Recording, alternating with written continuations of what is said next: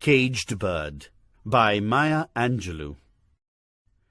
A free bird leaps on the back of the wind and floats downstream till the current ends, and dips his wing in the orange sun rays and dares to claim the sky.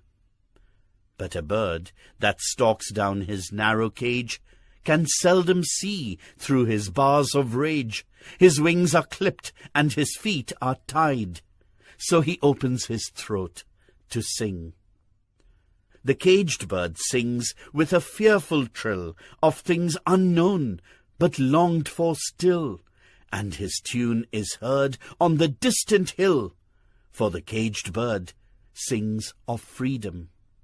The free bird thinks of another breeze, and the trade winds soft through the sighing trees, and the fat worms waiting on a dawn-bright lawn, and he names the sky his own.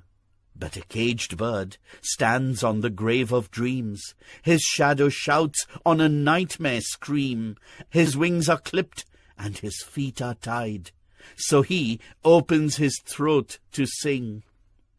The caged bird sings with a fearful trill of things unknown but longed for still, and his tune is heard on the distant hill, for the caged bird sings of freedom.